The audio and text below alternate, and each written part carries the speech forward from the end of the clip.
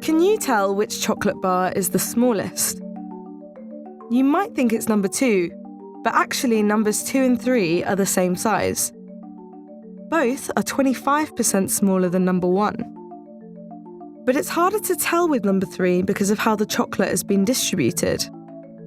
It's this sort of underhand tactic that makes it hard to see products shrinking, which is spreading throughout our supermarket aisles, to everything from toilet roll to Toblerones.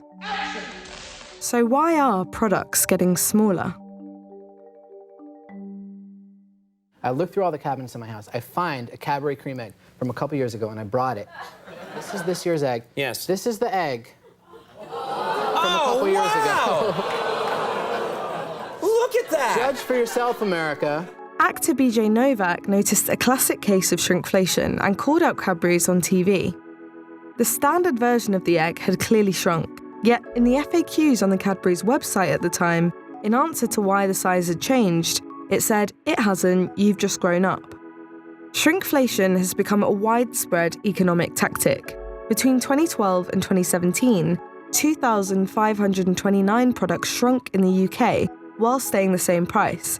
And there's a whole Reddit thread dedicated to tracking these changes. And I thought £1.50, great. And then look, there is literally not even like a quarter of it filled with chocolate. I put it on top of the other can of soup that I have. I noticed it was considerably smaller. After Doritos owner Frito-Lay was called out, they admitted to reducing the amount of crisps in a bag, saying, "We took just a little bit out of the bag so we can give you the same price and you can keep enjoying your chips." There's another similar tactic called skimpflation that is often used but harder to track, where the weight and price of the product stays the same, but the quality of the ingredients decreases. Take Campbell's cream of potato soup. Potato used to be the first ingredient on the list, but now it's water. So why do they do it? Due to inflation, the cost of all the ingredients and resources they use goes up. Then the companies transfer that cost to the consumer. But if they put the prices up, we might notice and opt for a cheaper brand. So instead, they keep the price the same and recoup their costs by taking back some of the product instead. A Harvard study proved that people are more sensitive to changes in price than to changes in quantity. And this can be fruitful for companies.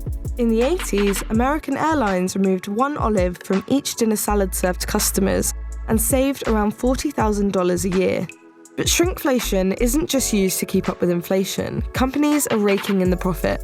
While overall inflation rose by 21% from July 2020 to July 2024, corporate profits grew by 90% over that same period, nearly 4.5 times as fast as inflation. So companies are taking the opportunity to increase profits by as much as possible.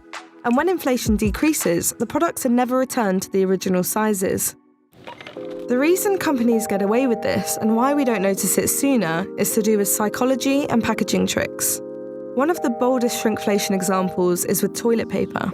Last year, Walmart shrunk their ultra-strong toilet rolls by 48 sheets. And last year, UK supermarket Waitrose reduced theirs by a fifth.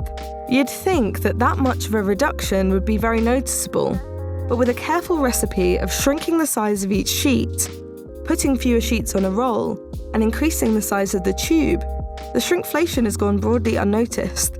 These sorts of tricks are what make the economic tactics so dishonest. Companies are relying on the fact that we are too busy and too caught up with our own lives to notice that their new improved packaging actually means less product. Take Skippy peanut butter, for instance. The price of these 2 tubs is the same, and you wouldn't immediately tell, unless you look at the weight, that you're getting less peanut butter for the same price. But if you turn the jar over, you'll see the indentation, which allows them to give you 8 ounces less peanut butter, while making you think you're getting the same. That's a 17% decrease. Some governments are cracking down. Last year, France made it compulsory for retailers to notify shoppers of shrinkflation. Other countries have followed suit. However, in a British parliamentary inquiry into fairness in the food supply, politicians justified the practice. There are different motivations for that, but there are, I suppose, some health benefits in reducing the size of chocolate bars. Even US President Joe Biden is fuming about shrinkflation. Some companies are trying to pull a fast one by shrinking the products little by little and hoping you won't notice. Give me a break. And this year, the Shrinkflation Prevention Act has been introduced by US Senator Robert Casey, who called the practice greedflation. So how can you protect yourself from paying more for less?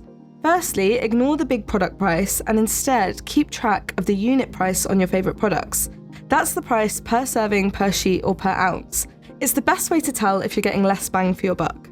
Also, don't be afraid to call out shrinkflation on social media. People did it with Toblerone when they removed a quarter of the chocolate by increasing the gaps between the triangles, which they were forced to undo. Shrinkflation isn't going away anytime soon, but by being aware of it, you can take your autonomy back and make choices with the full picture. Thank you so much for watching. If you haven't already, don't forget to subscribe and turn on your notifications so you never miss a video. And we also love hearing from you, so drop us a comment with any thoughts or questions, and we'll see you next time.